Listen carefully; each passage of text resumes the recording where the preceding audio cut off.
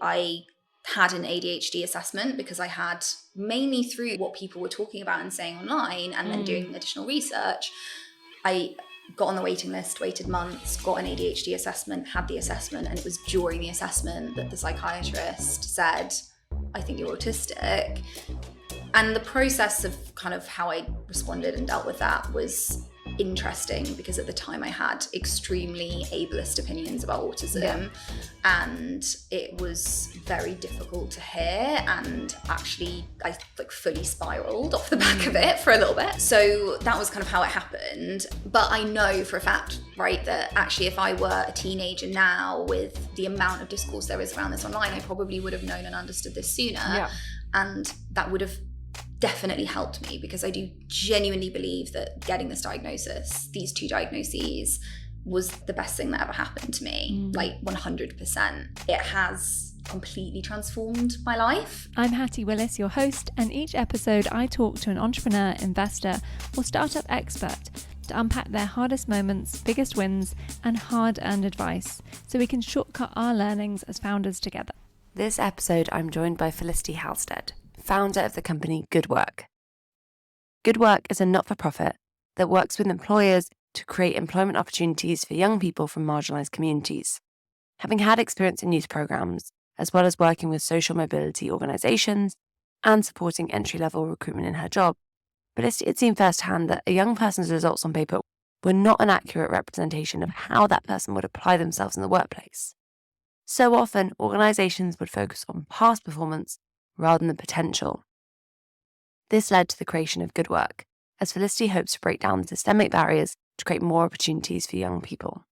In this episode, we discuss preconceptions around what talent looks like and how to identify potential, transitioning from only working in the public sector to the private sector, the importance of finding your community, fundraising in the charity sector, the community interest company, Root, being a LinkedIn top voice, and the impact of having an ADHD and autism diagnosis.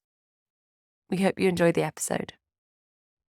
So first up, welcome to the podcast. Thank you. Only a couple of years in the planning and we're finally here. Possibly that long, yeah. So we actually met via a female founders dinner. We did. Which I think is really important, because one of the things I think has made being an entrepreneur fun for me, and it's actually very fun but quite stressful as well, has been having this group of people, particularly for me, women around me has been really important, who have helped build and support me personally as I've been building a business. So we'll come back to that, but it's so nice therefore to have you on the show. Thank you for having me.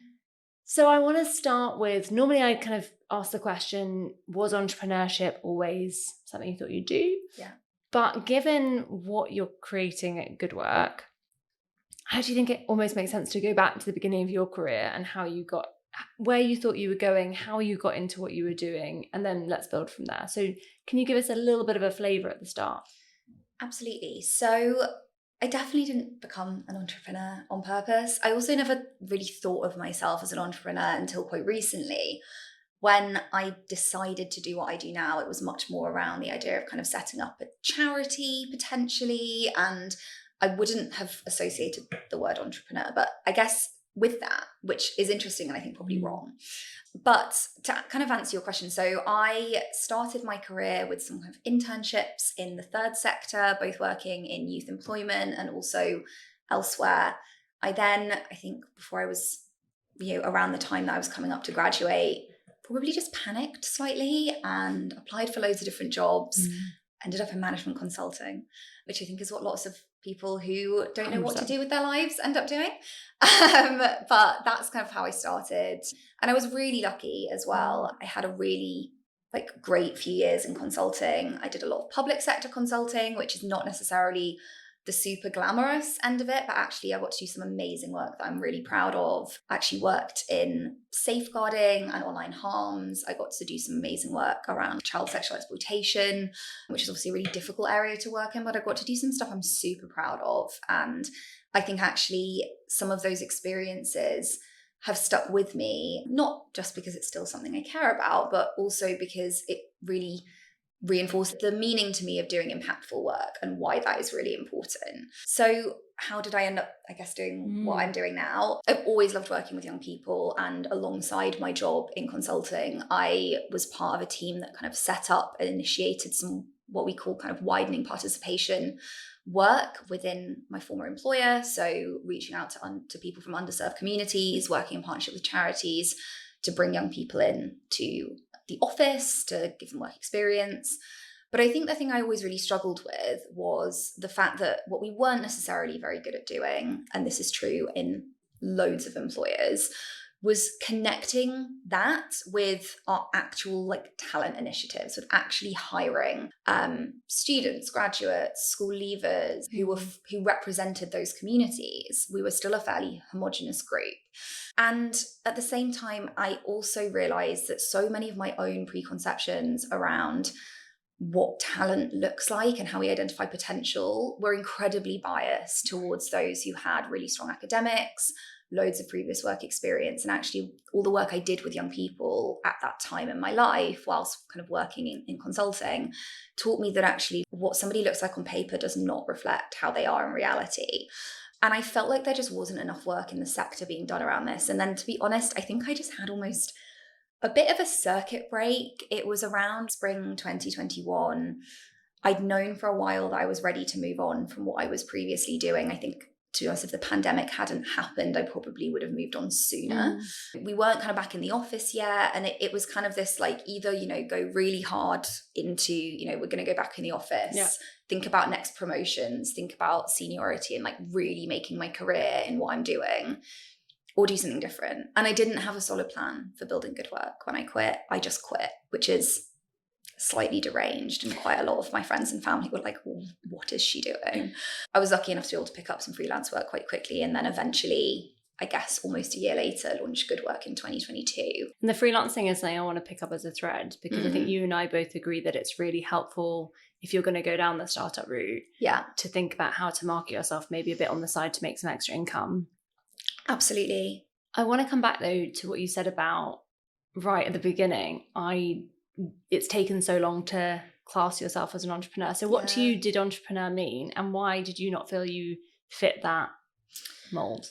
Well, I think to me, entrepreneurship was about business and having also, even though I worked for a private company, I previously I'd only ever really worked in the third sector and the public sector, because all of my clients when I was in consulting were public and third sector. I'd never worked in the private sector.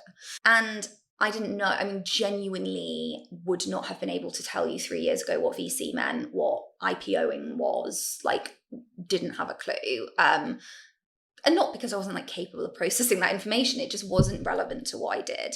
And I think that always felt like a very different world. And I actually think one of the things that I reflect on very frequently, because it's absolutely true in the work that I do now, is that even a nonprofit has to be a functional business. We have to be commercially savvy. We have to make money.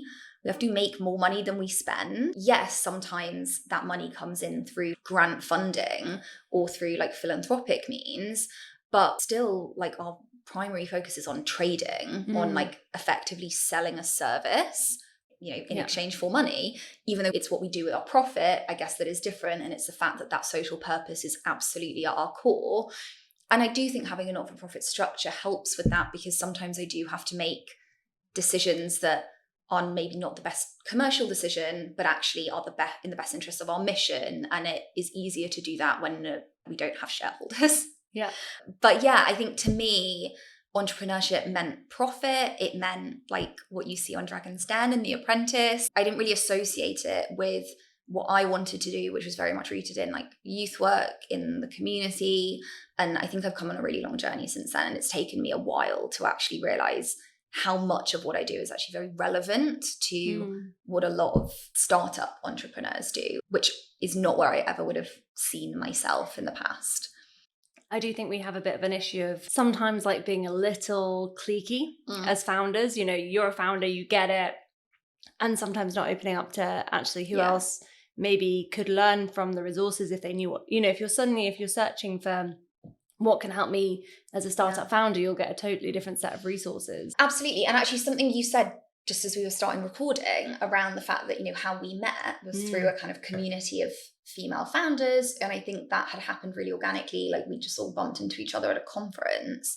But actually, I really struggled to find my community for a while because, fundraising, for example, means a completely different thing in my world. Yeah. Like, it means applying to trusts and foundations as opposed to looking for angel investors or, depending where you're at. And so I think at first, like, I almost tried to engage a little bit with the kind of startup community and then felt like it wasn't the right place for me because I often felt like I just couldn't align myself, right? It didn't really resonate with me, a lot of what people talked about. And that still is true to an extent because, the focus is often very different. Yeah. But then I also have met some amazing bootstrap founders who I actually have a lot more in common with in lots of ways because, I think there is too much of that focus on fundraising over everything, even though obviously I've never tried to fundraise in that sense. And so I don't really know what I'm talking about. But it really is interesting to me because if I were to ever go down the for-profit route in a future venture, which is definitely not on the cards, it's not me saying something like that, I have no time or intention. I think I would be a lot more aware of like the various different ways in which you can do that and the different options. So yeah, but I think I did really struggle to find my community for a while. And actually I do have, as well as lots of the kind of brilliant founders who do work in the for-profit space or are tech startups that I know. I also know some really fantastic non-profit startup founders or charity founders as well. And I think that community has also been incredibly important and valuable to me. I think it's such a good point because I do think there are really helpful overlaps and then there are just differences. And I think we've just got to be super honest about both. Yeah. And I think there is a ton of overlap with, to your point, as a CIC founder, you can't go and get these huge slews of capital. No. But equally, I spent quite a lot of time on impact accelerators. Yeah. And some of those would be charities, social entrepreneurs. Yeah. And actually there was always this, sometimes you actually get the same things go wrong if you get grants too early and you're like, oh, we've had money for the first few years. Now Big Lotto's removed the funding. We don't have a sustainable business model. And to your point, that emphasis on the bottom line actually does have to be the same. Yeah, it definitely does. I mean, if there is any grant funder who'd like to give us lots of money and thinks it might be too early on, like, please feel free. It's difficult. I think there's a really common misconception, actually. One of the things that winds me up a lot is that kind of idea that, like, oh, it's charity. Like, in the charity sector, you can just get loads of money from grants. And I'm like, I don't know. The charity sector is really struggling. Small charities are really struggling. And I'm in a very privileged position that we have had some great funding so far, but I do not take that for granted. And it is really difficult to fundraise in that space. It's a very crowded space as well. So yeah, it's really challenging. But I think you're right. Like, it is important to be honest about the differences too. And I think it's really interesting when, we use things like the word impact, or we talk about, I was actually talking to a young entrepreneur yesterday who is actually a young person I worked with on a widening participation program in 2019. She was a sixth former at the time, and she's just won some funding to start a project, which is aligned to but different from what I do. And we were catching up, and actually as part of that kind of conversation, we were really talking about, like, what does impact mean and what is social entrepreneurship? There is no legal definition of a social enterprise. People think that there is, but like, there isn't. It can mean so many different things. And there are so many VC-backed impact startups, just as there are charities. There's space for everybody, but finding the right business model for what you're doing is really important. And early on, I really struggled with that. I really was like, should we be going down a different route? There were loads of impact programs that we're not eligible for. And I found it hard to kind of find my place in all of that. But I kept coming back to my kind of roots of what I wanted to do and feeling like being a nonprofit was the right place for us, which I think I'm right about. And I really want to dig in there because I think it's something, actually, in fact, one of our If We Raise founders I put in touch with you this week, because she was asking the question of, we're thinking of going down the community interest company or CIC route. And I know that's the route you went down. But I think a lot of these terms, CIC, I actually didn't know what a CIC was until my co-founder asked if we should make If We Raise one, and we decided not to. But I think it's maybe if you could start from explaining, like, what are some of the options if you're wondering if you should be pure for profit? What are some of the other kind of structures? And then what are some of the what are the reasons that you made your decision to go with the CIC and what were the considerations? Definitely. So we actually became a CIC more out of necessity than choice. We actually tried to register a charity at the time post-pandemic. There was a massive backlog at the Charities Commission. There was a complication in our application and we got told it was going to be kind of 6 to 12 months before they could properly give us an answer. And I was sitting there having quit my job to start something. And I was like, I can't sit here with no trading entity for 12 months. And actually, I'm so glad that happened because we actually used that moment to slightly pivot. I actually changed the name as well, which I'm really glad we did because what we were before would never have worked. What was the first name? This is also how naive I was. I'd never heard of Hatch Enterprises. So the fact that we were called something, it was Hatched something. Anyway, we would have got probably told we had to change it and we would have had to. So I'm really glad we didn't do that because Hatch Enterprises is amazing. And what we were trying to, like, we were way too similar into what we do is not the same, but like in the social entrepreneur space, it would not have been helpful to go with that sort of a name. For anyone who doesn't know, Hatch Enterprises is an amazing company that does a lot of acceleration of social impact startups. Exactly. I think I'd chosen the name on a bit of a whim and never loved it. Yeah. And GoodWork came to me and it felt like a better fit in the long run, which I think it has been. So I'm glad we took that decision.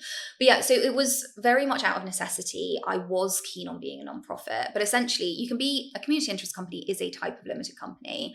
There are two types. You can be limited by guarantee, which is what we are, which basically means you are legally not for profit. You have an asset lock. So if I were to close our CIC tomorrow, we couldn't just take the money out of it and split it among the directors. We would have to give it possibly to a charity, but certainly to another not-for-profit, like a community cause. So it effectively stops you from having like dividends to shareholders. You can be a community interest company limited by shares.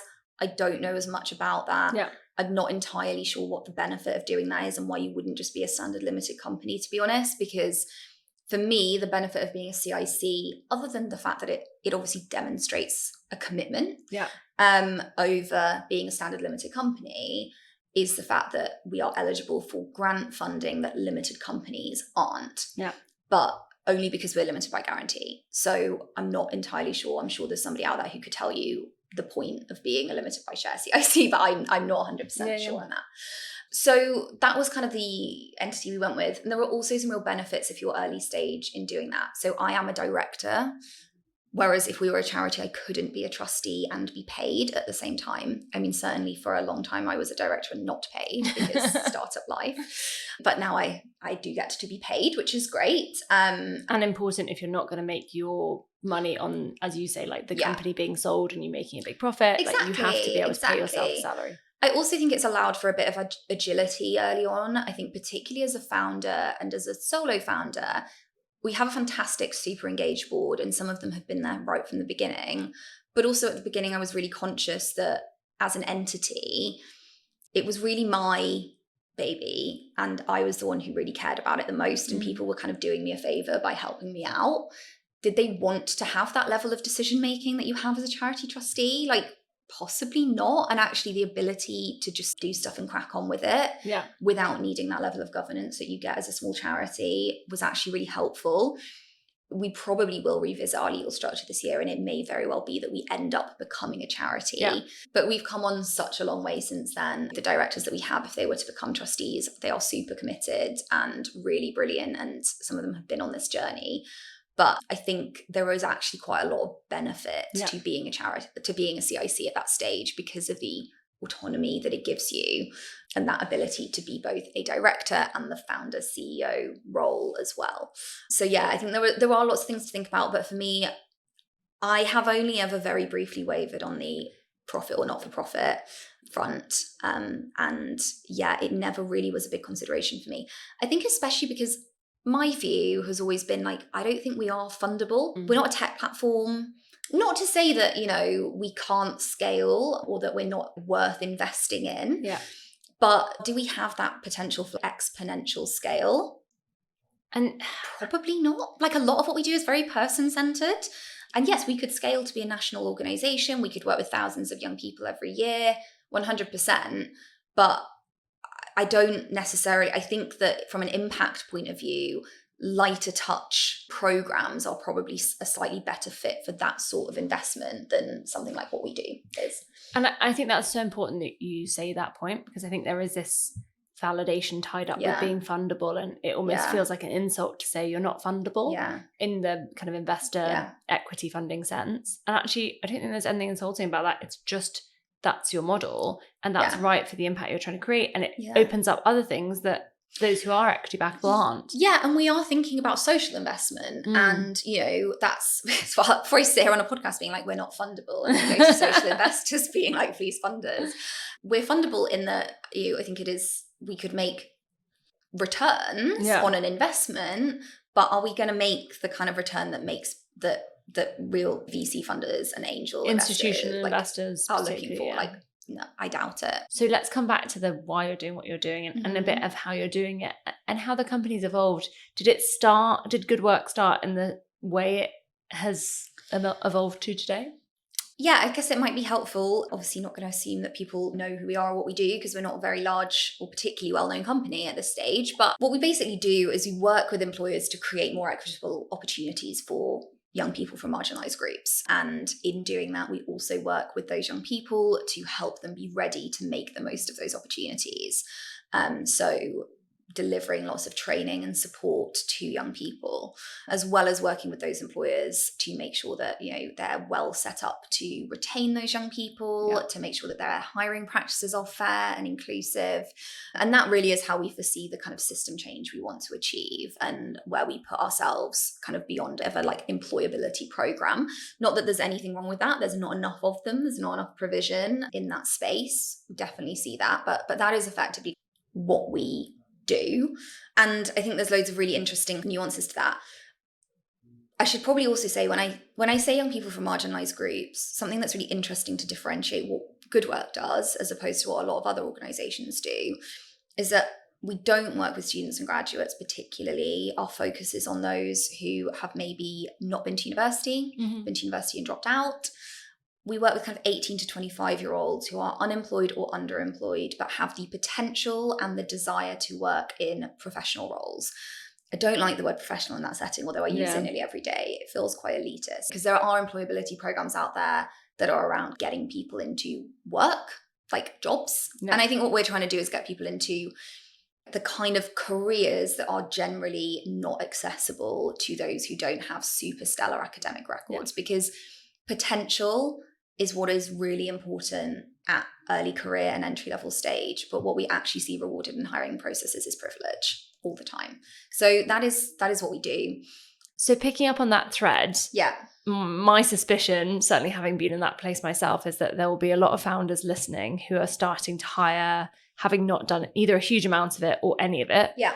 And will be listening thinking, well, I'm using things like academics, work experience, because that feels like all I have to go on.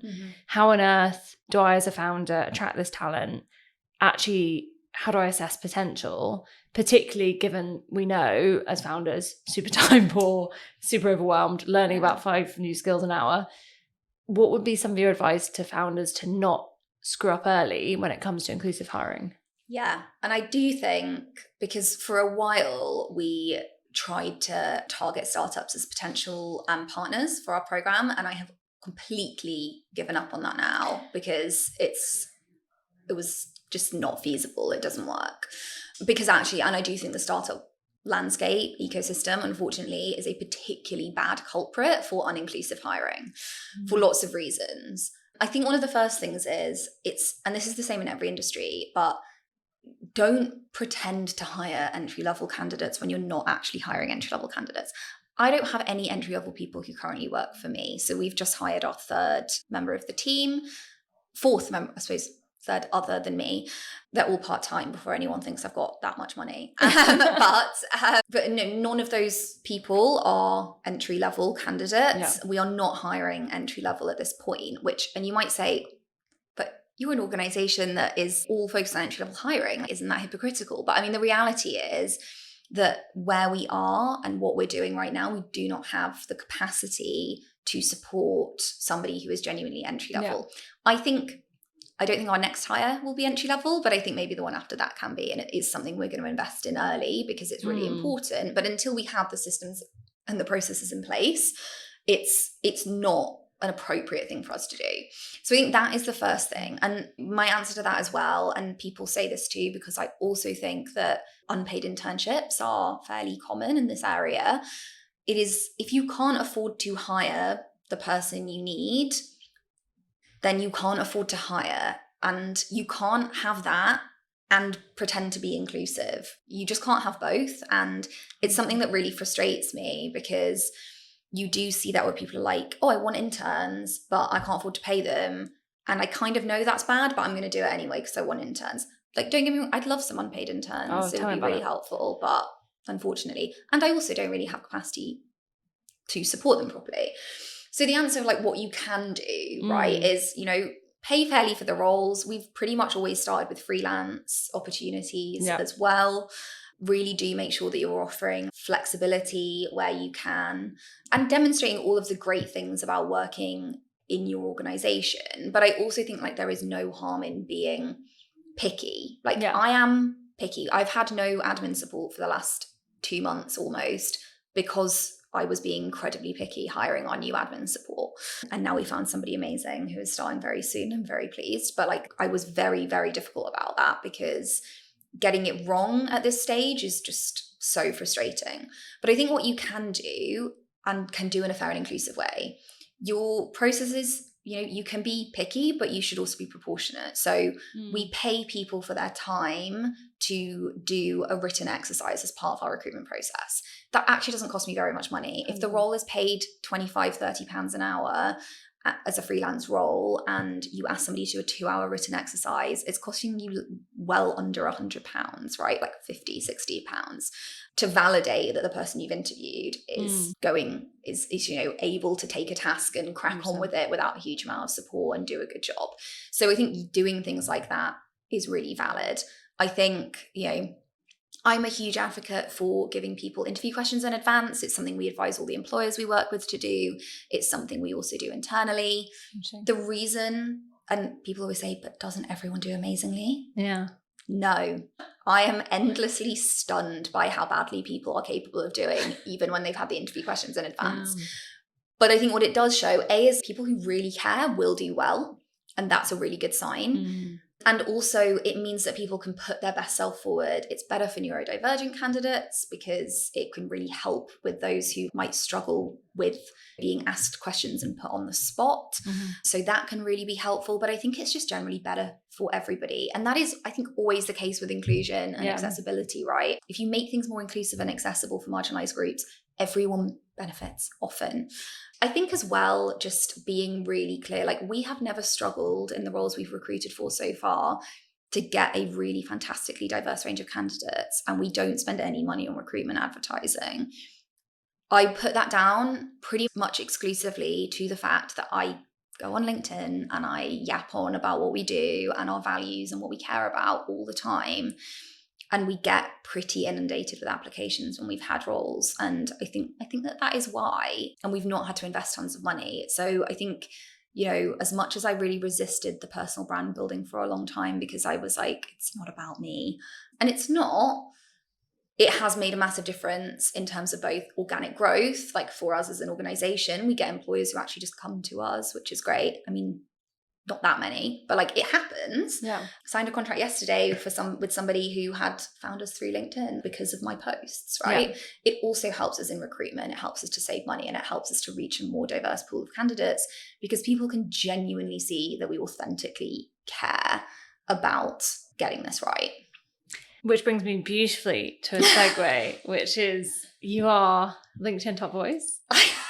So are you. Well, I'm only a LinkedIn top voice, I think, because you inspired me and I was like, I really want to do this. I saw the badge and I got badge envy, and so I was like, badge envy.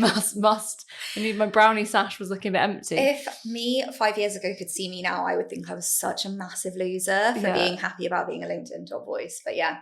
I mean, I'm with you. I mean, I'd have known I was already a loser 5 years ago, so that's fine. But okay, so I do want to come to this personal founder branding piece because I think for a lot of people, and I've actually been speaking to a ton of founders about this recently because it's something we're developing for If We Raise, And I've heard a lot of very mixed feelings about it, particularly from people who are about to start, right? Yeah. I feel like I should do it. I feel like I'm behind. I feel like it's a massive commitment. I feel like I don't know how to get started. I feel like I don't necessarily judge other people for doing it, but I would judge myself for doing the exact same things. I feel like I've had recently, I feel like my life isn't glamorous enough to do it. I'm not doing interesting enough things. So how did you get started with LinkedIn? And what are some things that actually, having been someone who has posted very regularly, been very honest on there, and I don't think, I would say what you've been doing on LinkedIn to me doesn't look exactly like other founder brands I've seen. It feels very personal. I really try to avoid the kind of founder brand vibe. Because like I don't think I've ever posted a selfie on LinkedIn, and I know I'm quite proud of that.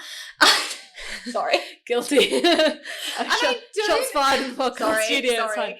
I don't do them that much, but I do love it. I love a selfie. You don't post them that much. Maybe one day I will. But I think because also I come from a very corporate background, and it's not really the done thing in that world. And so when I was coming into doing what I do now, it felt like a very weird landscape. I think there were lots of very, startup-y things, all the people who want to sell you how you can also be good on LinkedIn, etc., that I've always really tried to avoid. And I think I have just really tried to use my honest, authentic voice.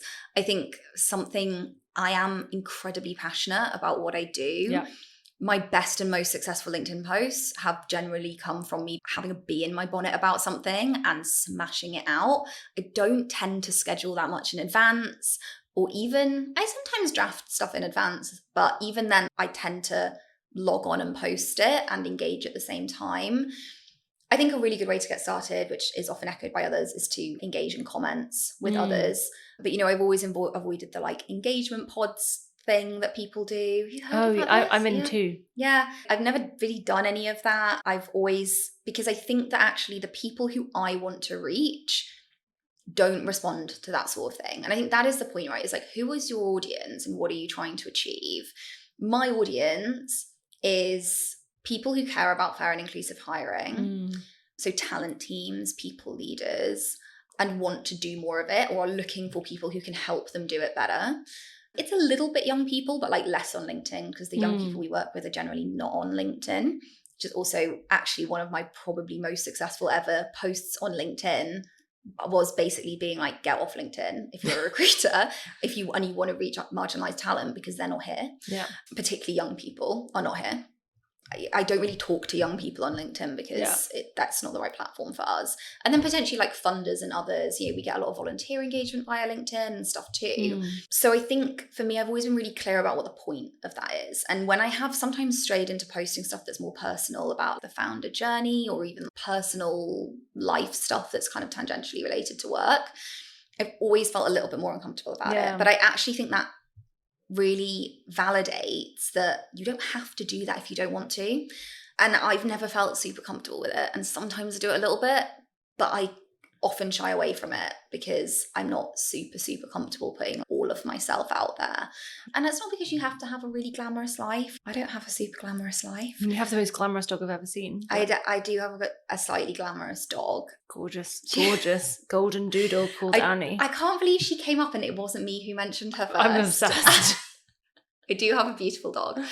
But I think it's just about really knowing what your message is and what you're trying to achieve with it, and just getting started. I started very toe in the water, but also not holding yourself to unachievable standards. 100%. I think I said to you earlier, because we were chatting before we started recording, I was like, I feel really bad. I've not really posted on LinkedIn much this week or the last couple of weeks. Just been super busy, and sometimes I need to take a break and not put pressure on myself.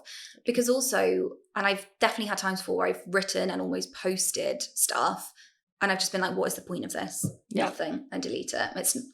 It's just pointless putting stuff out there for the hell of it. And I'm really with you on that, on I think almost every point. Just for anyone who's wondering what an engagement pod is, these are little groups, and I'm actually a huge fan of them, but also don't think everyone has to have them, where it's people who will support your posts. Yeah. So I'm in 3, one of which I created, one of which I was invited to join, and one of which is part of a bigger community I'm part of. And for me, they're really helpful because if a post isn't getting early engagement, sometimes LinkedIn doesn't love it. And so for me, they do increase my reach, but you have to be very careful about, in my experience, who you're in them with. Yes. Because they shouldn't become everyone has to like everything. It should be do you resonate with this post? and you've got to share values and audience and the kind of advice you're giving. So for me, they're really useful, but I'm quite selective in who I bring into them.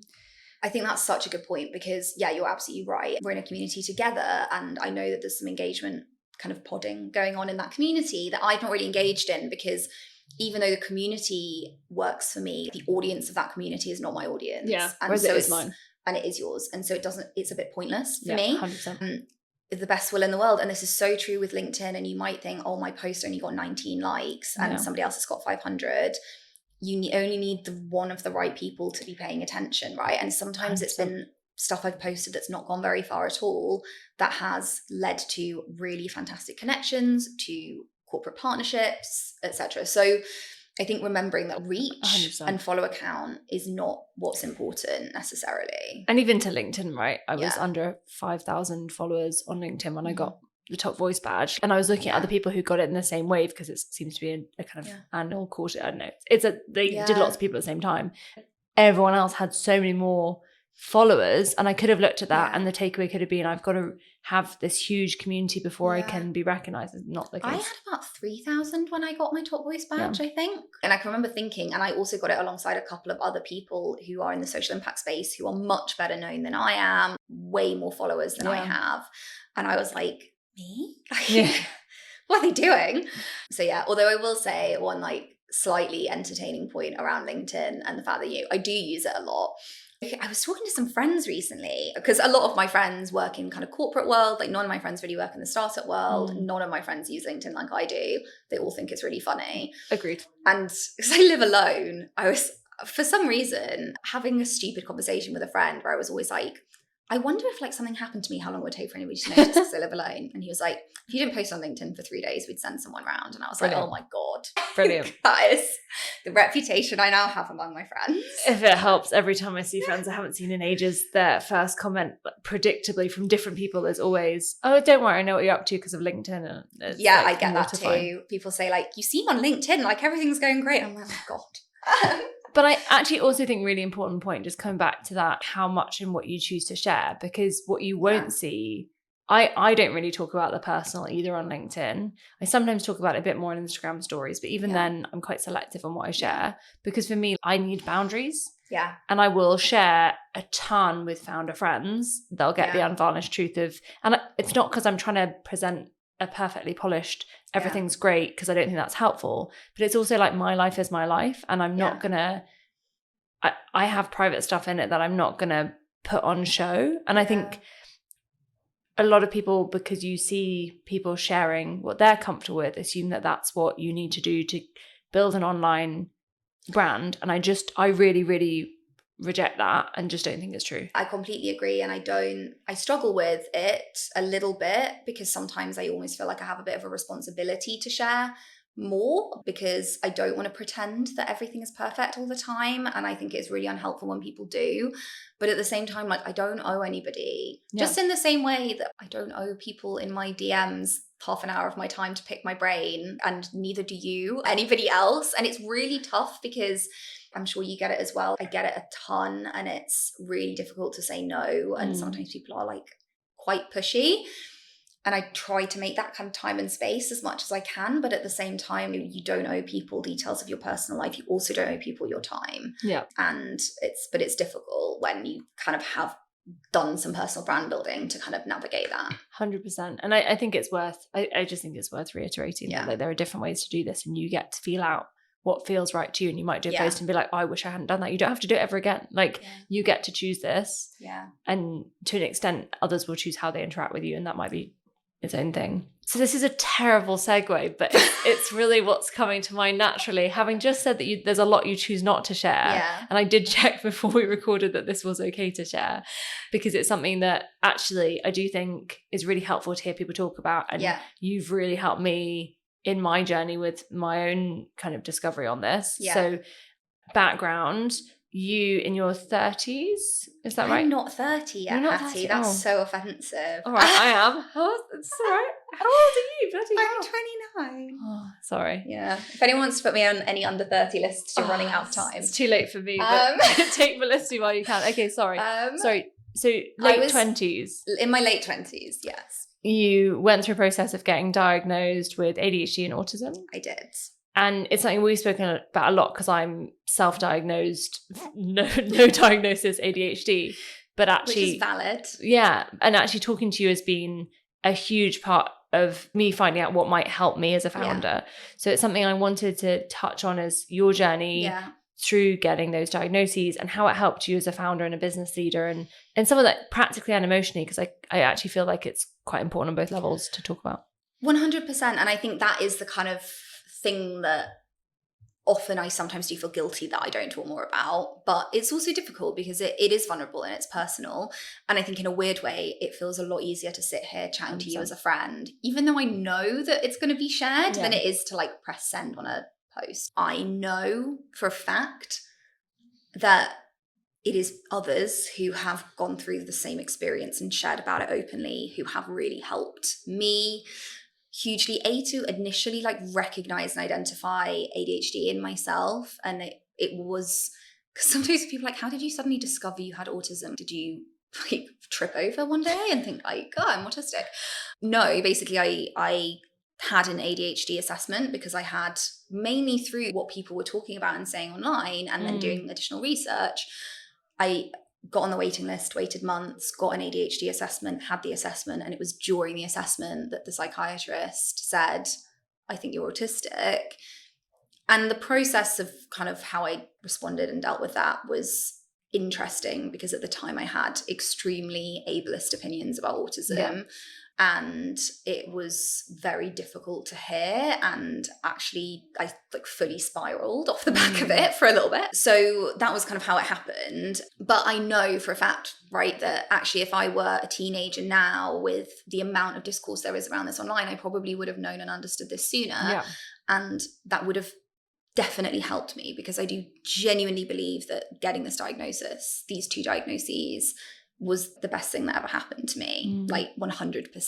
It has completely transformed my life, which sounds really odd because normally people think about particularly autism as being an incredibly negative, sad thing, like to get an autism diagnosis if you were to like have a child. You know, it's the reason people didn't get their kids vaccinated for MMR, right? It was because they were worried about them being autistic. I think, you know, unlearning 100%. All of those awful negative things I thought, and realizing as well that the fact that my diagnosis came so late was because there is a lack of representation of people like me with autism. And then how do I square that with the fact that I'm sometimes quite reticent talking about it, because, you know, it is easier to sit here and chat to you as a friend about it, even though I know it's going to be shared, than it sometimes is perhaps to like write a social media post, because it kind of, it feels quite vulnerable.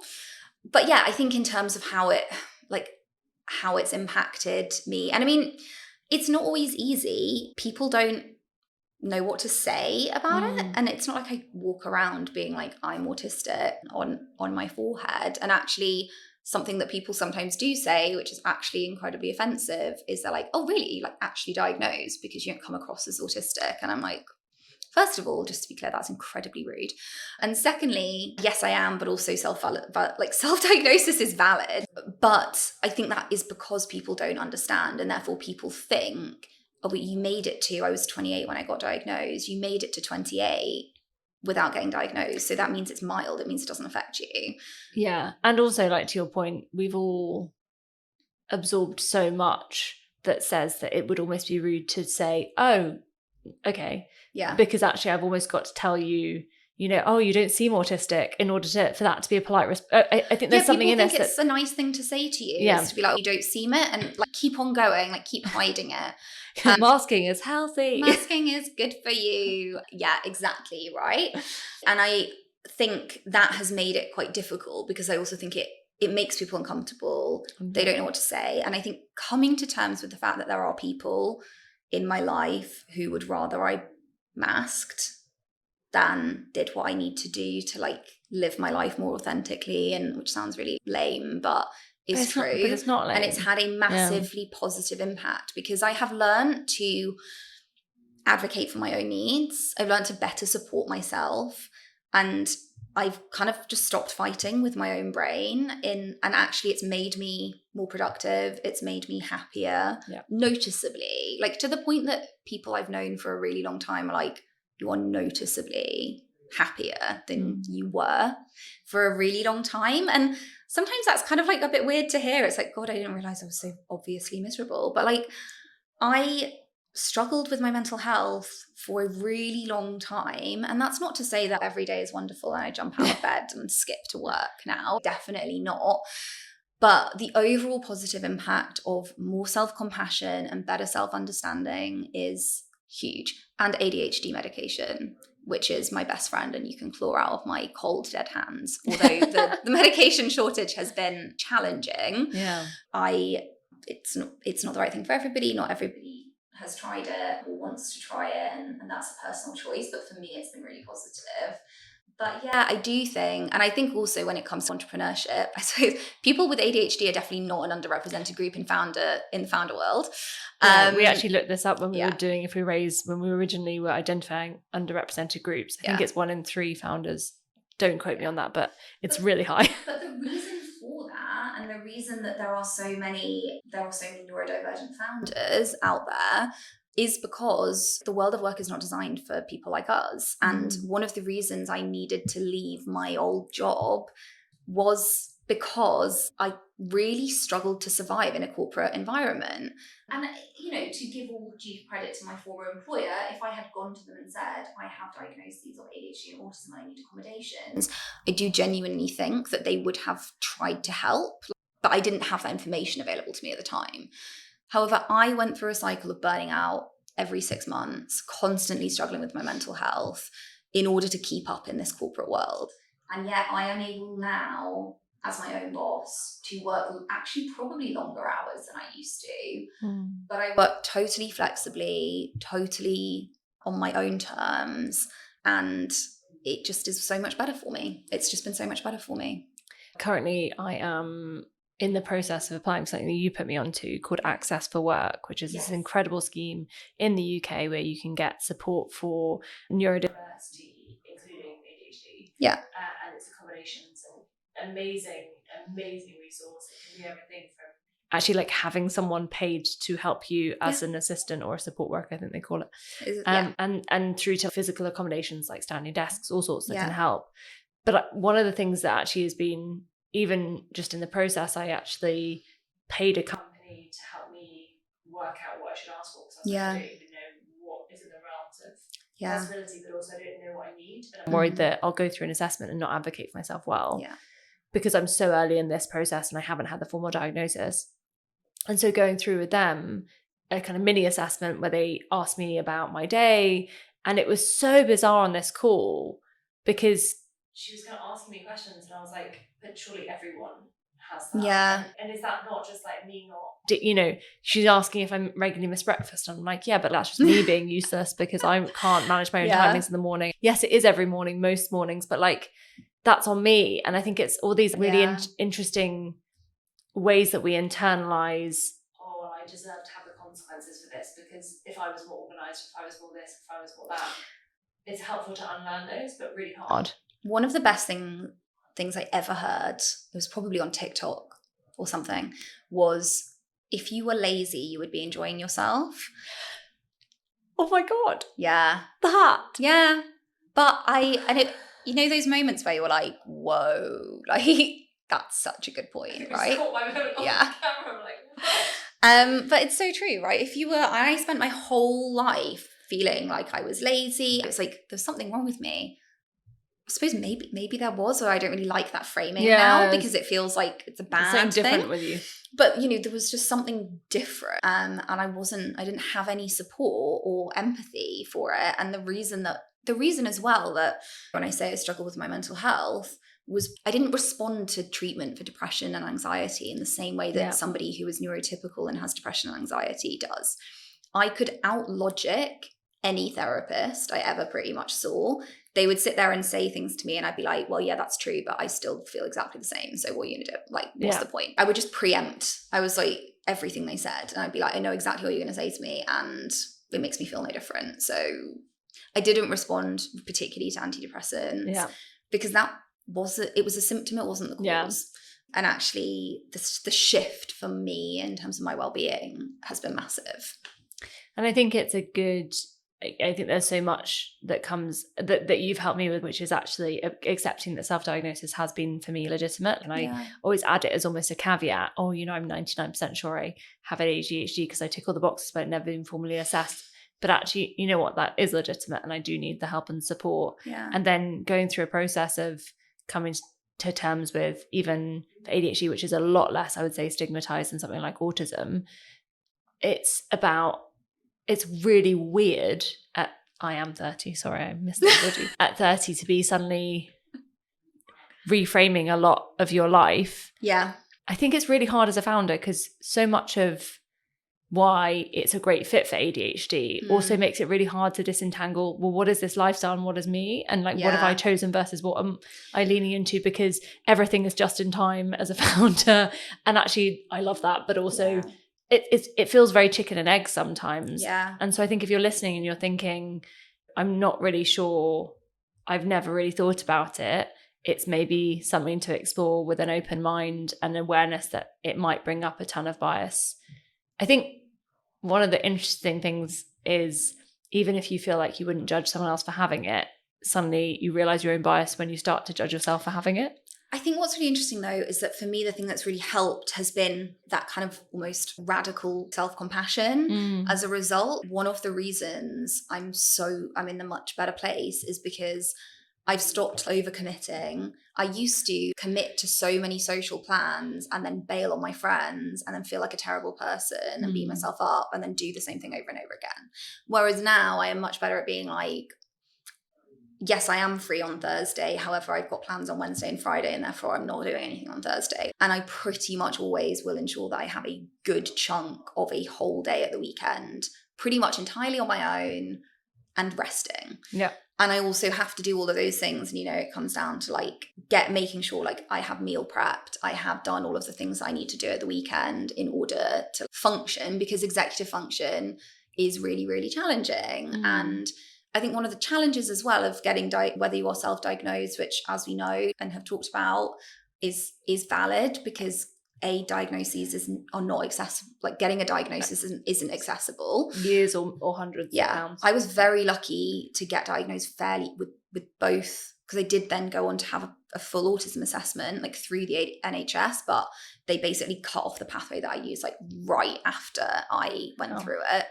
And I was very lucky to do that, but it's also a bit traumatizing. You end up reliving and reframing and rethinking everything. And I dealt with a lot of anger and grief over that. I felt very angry for a really long time after I first found out, because I was like, I should have had so much support at so many times when I was struggling, and I didn't.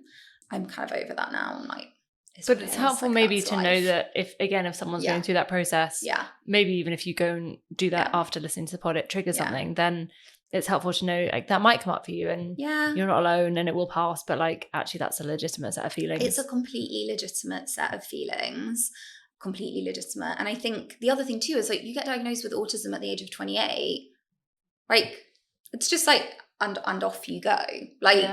Which is one of the reasons why people say, what's the point? Yeah. Because sometimes people say, what is the point? I mean, for ADHD, if you want to try medication, you need to have a diagnosis. So it's a more obvious point, right?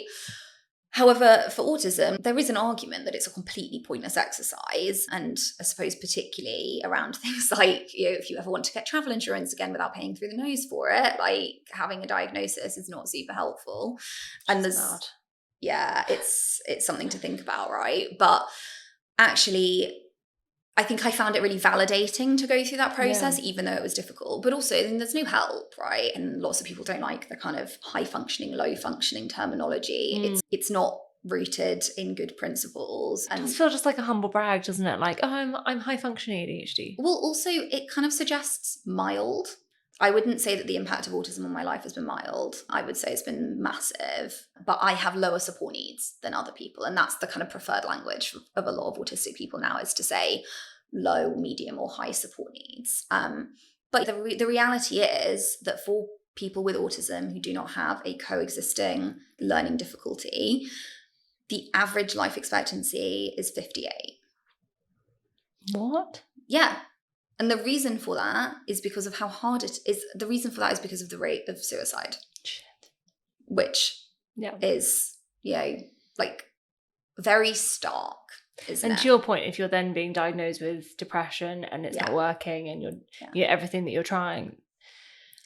Yeah. Wow. Sorry, I love a stat, unfortunately. No. I don't love the stat, but I do love a stat.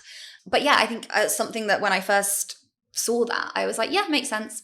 But in a weird way, since being diagnosed, I think I'm actually much, much happier and much healthier. But that has come from, as I've said, that has come from the ability to look after myself and manage my own life.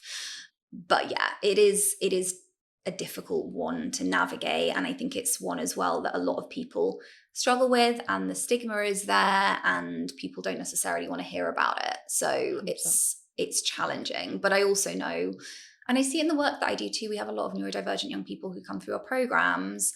And I think it is helpful for them. I mean, sometimes they are like, you're not autistic. And I'm like, yeah, I am. But actually, I think it's really helpful for them to see role models. And I sometimes feel a bit uncomfortable about it, but I don't take that lightly, because I think at first to me, it felt like a death sentence. It felt like I'm never going to achieve any of the things I want to achieve. I'm setting myself up to fail.